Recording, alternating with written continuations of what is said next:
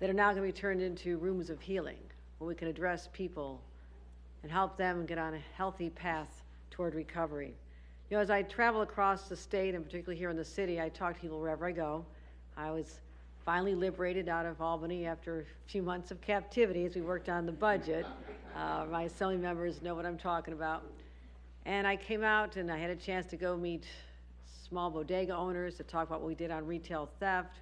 We met some people in bodegas telling them that we're finally going to eliminate the unfair competition from all the illegal practices. We went to the CUNY School for Public Health and talked about our investments in maternal and infant mortality, trying to keep people alive, and in the process just walked along the streets talking to people.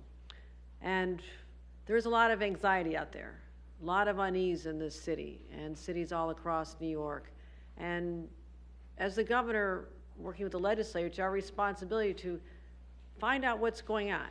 What is driving that? What is creating that sense of insecurity for people when they're walking on the streets, going out for a cup of coffee, pushing a baby stroller, getting on our subways?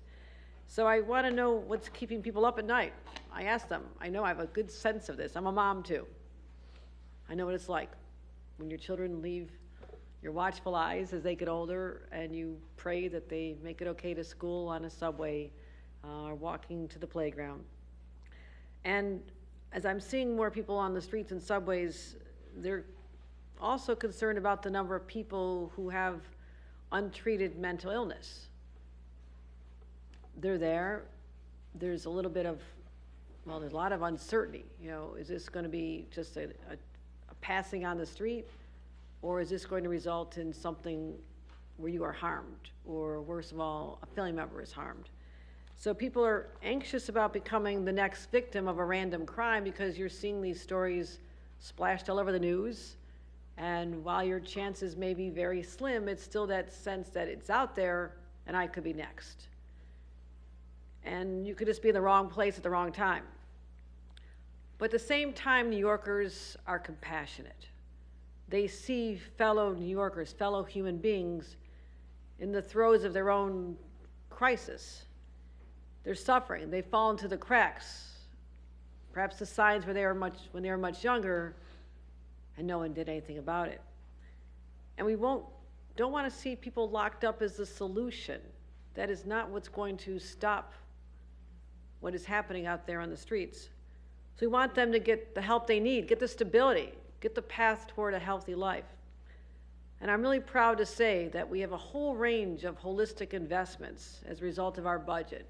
We didn't just start it this year, we started years ago, calling out what mental health is all about, removing the stigma for people who want to get care, but also making sure we are safe.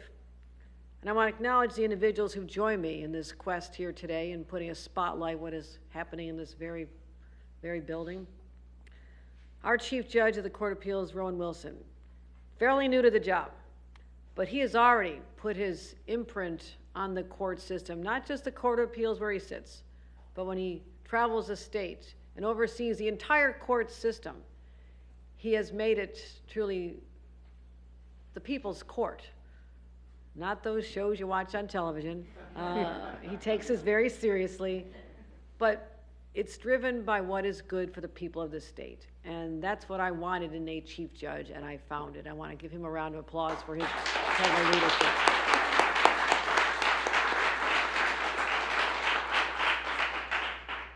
Dr. Ann Sullivan, our commissioner, OMH, again, traveled the state as much as I have. That's saying a lot. Bringing to us ideas from what she sees out there, talks to people in the field, in the criminal justice system, the practitioners, people in the public health space, trying to bring us ideas on how we can do things better. This is New York. When there's a problem, we take it to the next level. And I appreciate your leadership and never giving up the fight to make sure that every New Yorker has a healthy outcome. Let's give a round of applause.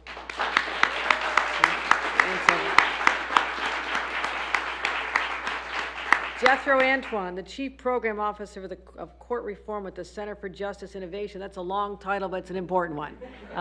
And these are people literally on the ground, the boots on the ground for this fight. to ensure that everyone has a fair shot in the criminal justice system, but perhaps we can get to a point where we're at one and done. You have that one encounter, particularly a younger person. People look at you as a human being, not just a number. And you're getting the care, the treatment, the analysis of your situation that then could put you on a path of no return. That's what we're looking for, people to be on a path of no return to the criminal justice system, but return to a welcoming world that embraces them and their need for help and gets them what they need. So thank you. Let's give them a round of applause.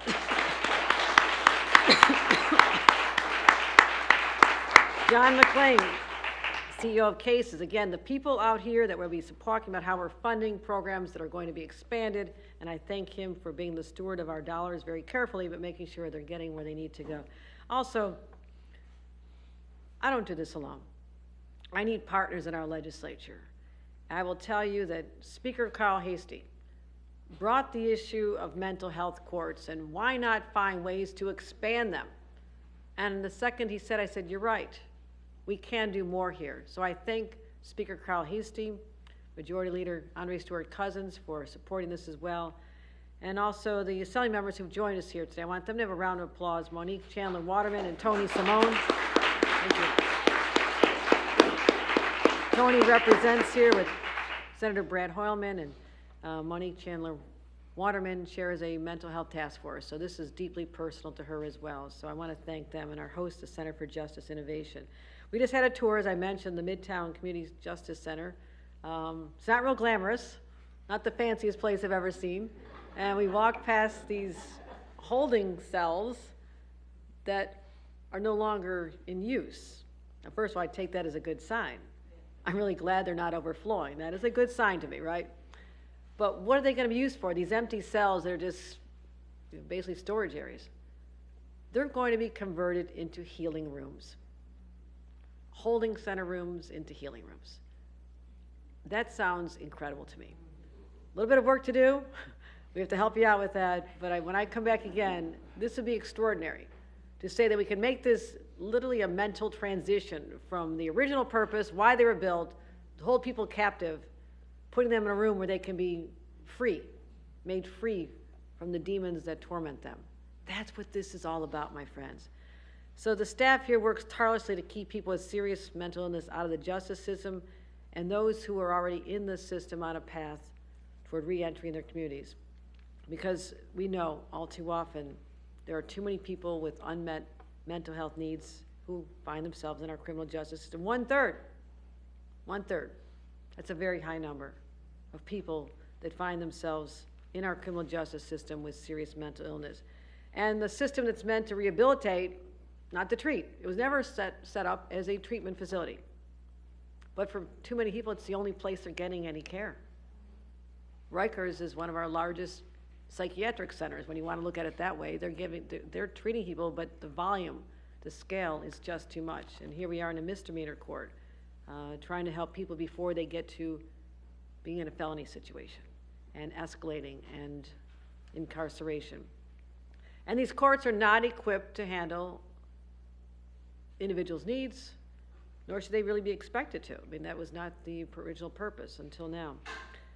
You know, how did this all happen? You know, there's a history here. It's long and sordid. The deinstitutionalization of people back in the 60s and 70s. I was a young person. There was an institution in my community. My parents were part of a group of individuals who stepped forward to help people transition. We literally brought, when I was a teenager, we brought other teenagers into our home. We had a crowded house, 8 of us living in a small home, but my parents always found room for a few more. And we brought in people like Roger and Melanie. I'll never forget them. They had challenges, and we're not used to being integrated into society. So I literally took them shopping, told them, this is how you go to a store by yourself. This is what you pull out your wallet and you pay for it. It was fascinating. People had spent their lives in institutions, but it was unfair because they'd received treatment, not in ideal circumstances, but then it was, okay, the alternative is we'll put you out on the streets. You're on the streets, you're on your own, good luck. That was an epic failure. That led to a crisis in people being unsheltered for decades. People turned to crime, they cycle back in, and the story repeats itself. People don't escape. So we want to make sure that we address what's going on here. Instead of having the revolving door, untreated mental illness can fuel recidivism. We know that. Incarceration can worsen mental health. We know that. And in too many cases, the cycle goes on and on. So we see the consequences. But I said, no, I've seen enough. We need to start making some real changes here. So we've already increased mental health funding at the state level, an increase of 33%, $1 billion, as I've mentioned, last year alone, to expand outpatient community services, create thousands of housing units. You know, we have these SOS teams that identify people in the subways. Go down there, talk to them, try to understand why they're there. We already have successfully housed 330 individuals who had been long-term, well over a year, sometimes 5, 10 years, living on the streets, who never trusted anybody until we sent people, good, kind people, I've met them, to show them another path. Also increasing inpatient psychiatric capability. When someone really needs help, and you take them to the hospital and there's no room, the system has failed. They're back out on the street. Who knows what will happen next? We made sure that that was increased, and measures to help our children in school, which we'll be talking about at another event. So let's talk about what we did in this budget. Now we're focusing on people with mental illness in the criminal justice system. That's what today is all about. Proud to say that our budget invests over $33 million to do just that. It would expand the mental health courts, like the Manhattan Misdemeanor Mental Health Court, where we're standing right now. We got that done. Thank you to the legislature. Thank you to my partners. We're investing $9.3 million in these facilities to connect New Yorkers with mental health needs in a variety of services. This is an alternative to traditional prosecution with low-level charges. This positive approach leads to better outcomes, reduces the justice system involvement, and makes New York safer. And also, we'd like to expand the number of assertive community treatment teams, ACT teams, the ones that are run right here by cases, as I mentioned earlier. We got that done. We're investing over $14 million so these teams can provide intensive behavioral health services while addressing the risk associated with arrest and recidivism. And I also said we'd empower court-based mental health navigators. What's that? It's a person who knows how to navigate. We're not talking about on your cell phone. We're talking about real people can do this too. People with lived experiences, relate, culturally competent, been through the system, know what they're talking about, who can help facilitate greater trust and engagement. We got that done as well with an investment of over $8 million. As I mentioned, we said we'd fund more specialized housing. That's what we're doing as well. These are all ways, between our $4 million for more transitional housing, to help people who have long-term disabilities, coordinating with law enforcement, helping them understand the signs. When they respond to a 911 call, what are they seeing when they get there? How do they respond appropriately? So all this are pieces of the puzzle. We don't see the completed picture right now.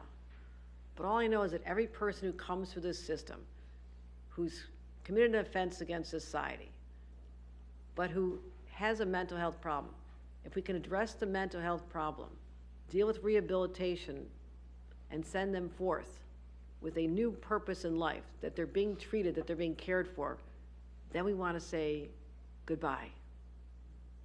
Nice to say hello, don't want to see you again. And that's what this is about. This is what it's about. So we talk about public safety, the larger population. This is how we start to dial it all back, that people know that they can walk the streets safely.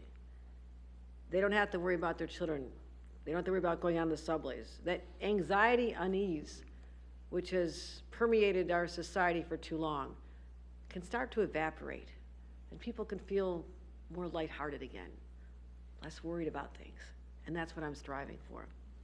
By enhancing mental health supports, we're not just helping people find stability and peace, we're making our communities safer. And as I've said, public safety is my #1 priority. And I won't rest until every New Yorker feels safe walking down the street, using our transit system, or going about their daily lives. And it starts in places like this. Thank you.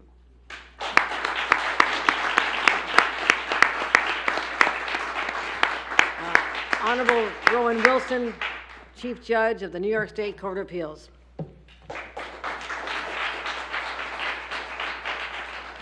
Good morning, everyone. Take a look around here. You won't see this on the cameras, but there's wires strung across the ceiling, there's wires on the floor, there's beaten up metal file cabinets. As the governor said, this is not a fancy place. The defendants here are not famous, they're not notorious, they're ordinary people with mental health needs, with substance abuse disorders, with food and housing and health care and economic deficits, and negligible social supports. Television crews are not usually here. This is an anomaly. The cases here don't make the news. The lawyers, whether they're from the legal aid office or the district attorney's office, don't wear fancy suits. They're not paid very well, and they're definitely not in it for money or fame. The same is true for the social workers and court employees. The outside world isn't clamoring to read every word of the daily transcripts of the proceedings here, and in fact, there frequently aren't transcripts of the proceedings here. But the world outside should be paying attention here. This is the incubator and the proving ground for a better way that treats instead of punishes, a better way that cares for the community as a whole, a better way that is less expensive, a better way that improves public safety. In this very humble courtroom, and in our more than 300 other problem-solving courts around New York, you can see the future if you look.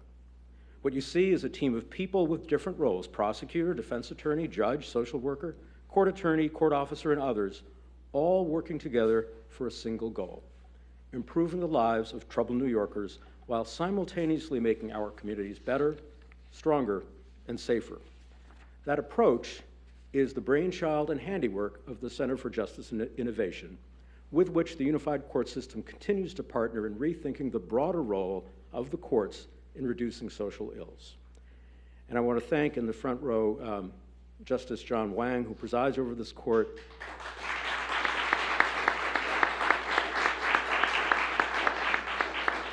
And next to him, Danielle Mindus from CGI, who is this is very much her court as well. It is extraordinarily important that Governor Hochul is here. Although her choice of this unfancy spot is symbolically important, what is truly important is her commitment to addressing mental health and co-occurring disorders as treatable illnesses, not crimes.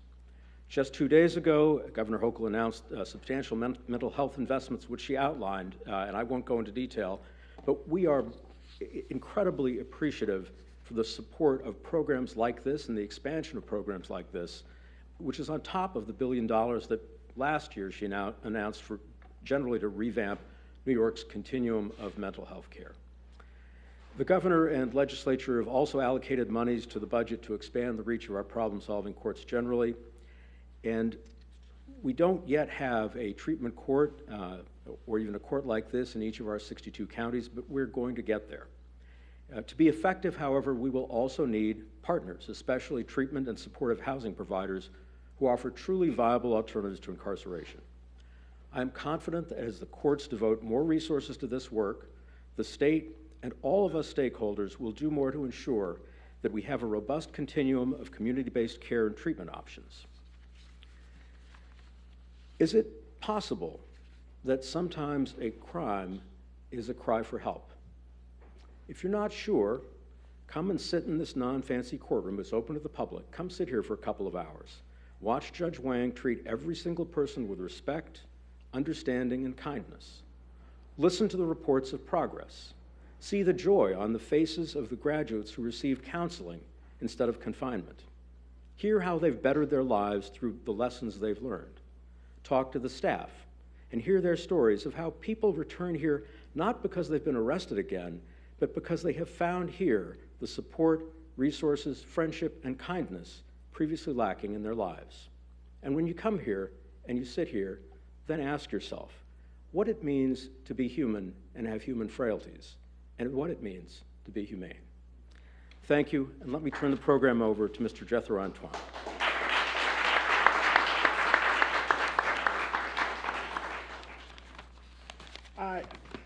I have some prepared words, but I do really want to say it's such an honor for me and my colleagues to work for and with such such wise and kind public servants. And I offer this up to both of you because this is one of the better days of our professional lives. Thank you, Governor Hochul, for your forward-thinking investment in mental health services in New York. As Chief Program Officer of Court Reform at the Center for Justice Innovation, I recognize, as well as we all do, how vast the need for mental health services is and how important they are for individual and community well-being. We also know that the lack of support for people with serious mental illness can lead some to become ensnared in the justice system. When one of these individuals is in a police car, a courtroom, or a jail, it usually means that systems, schools, health and social service networks, government, and others have failed to provide needed support, which is why we welcome your increased investment in mental health services for New York's youth and individuals with serious mental illness.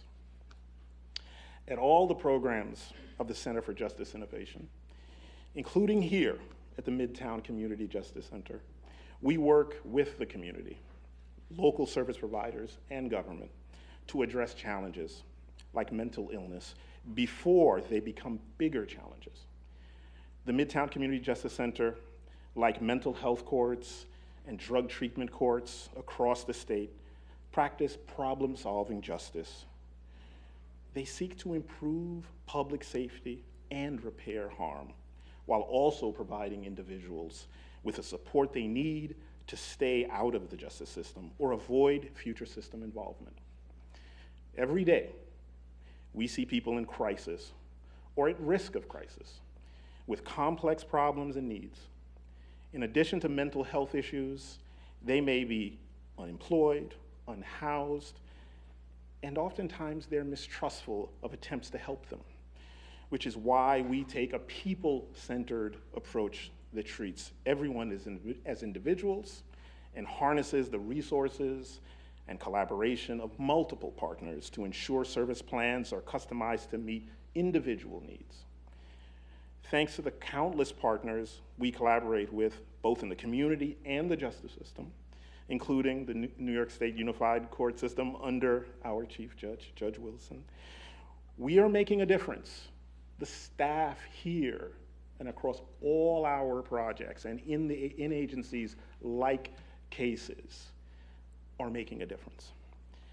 In your important investments in services for youth and those with serious mental health needs is going to help us go further to improve public safety and improve outcomes for everyone. So again, I really want to thank you all for what you're doing, and we are looking forward to the partnerships. And Your Honor, we are looking forward to you revisiting so that you can see what comes of the holding cells. I look forward to that. Thank you.